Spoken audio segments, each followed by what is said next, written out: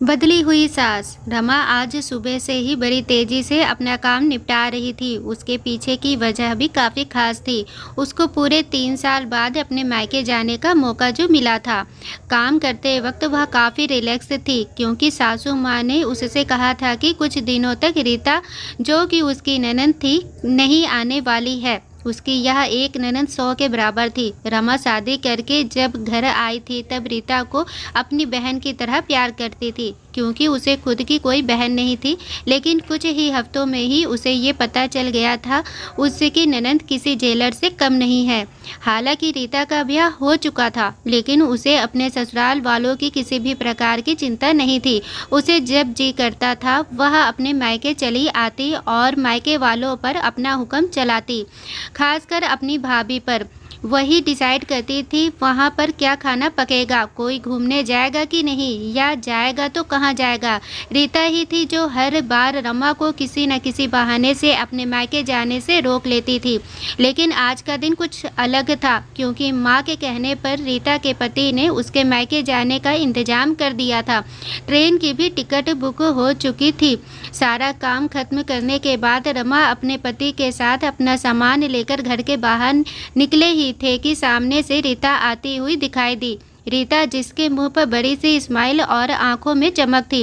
वहीं दूसरी तरफ रमा की आंखों में उसको देखकर पानी आ गया था जो बस आंसू के रूप में छलकना बाकी था।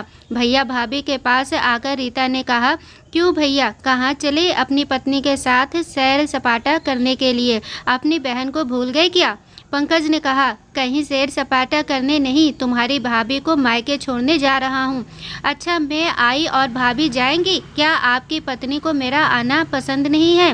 रीता ने भाई भाभी को टोंट मारते हुए कहा।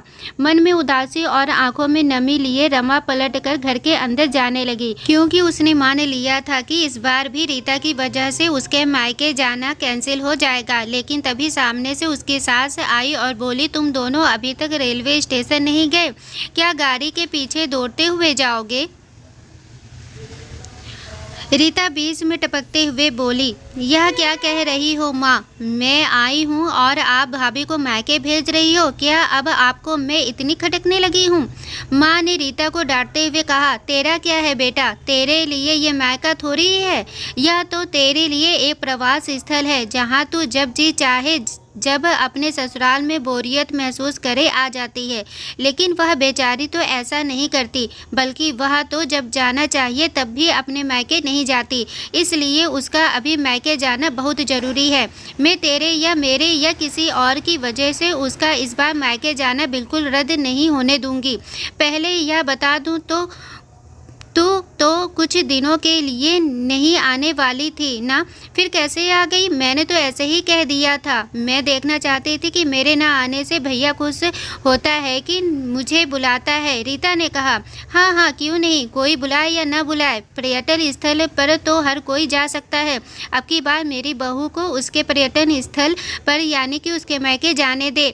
बेचारी ने सिर्फ अपने भाई की शादी देखी है और अब तो उसके भाई को बच्चा भी हो गया है। उसका मुंह तक नहीं देखा उसने। उसे भी अपने हिस्से का सुख भोगने दे। माँ ने रीता को फटकारते हुए और रमा की साइड लेते हुए कहा। अपनी सास के मुंह से अपने लिए ऐसे शब्द सुनकर रमा की आंखें छलक गई। उसने अपनी सास को गले से लगा लिया। सास ने कहा, बहुत हो गया प्यार, जल्दी जाओ वरना ट्रेन छूट जाएगी। अपनी माँ का बदला हुआ रूप देखकर रीता बहुत हैरान थी। उसे यकीन नहीं हो रहा था कि यह वही माँ है जो उसका हर कहा मानती थी और हमेशा उसका पक्ष लेती थी, चाहे बहू सही हो या गलत।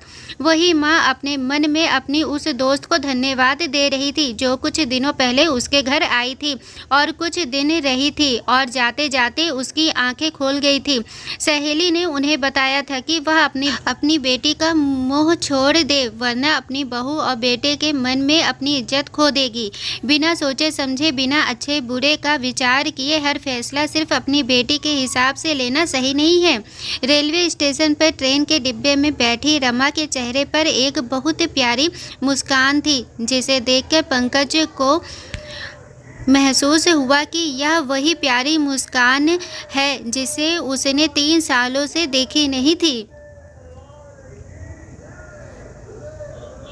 सच ही तो है, मैका महिलाओं के लिए पर्यटन स्थल ही तो होता है, जहां वह अपने ससुराल की सारी चिंताएं, टेंशन भूलकर कुछ दिन आराम से रह सकती हैं। दोस्तों, इस कहानी को पढ़ते पढ़ते मैं भी भावुक हो गई।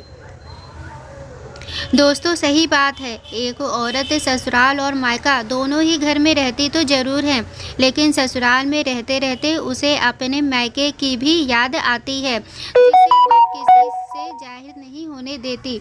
कुछ दिन के लिए ही मायके जाकर औरत को बहुत सुकून मिलता है।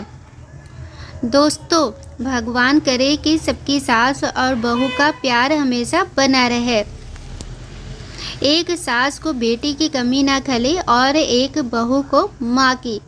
दोस्तों, आशा करती हूँ कि आप लोगों को यह कहानी ज़रूर पसंद आई होगी। कहानी पसंद आई हो तो प्लीज़ चैनल को लाइक, शेयर एंड सब्सक्राइब करें। Thanks for watching.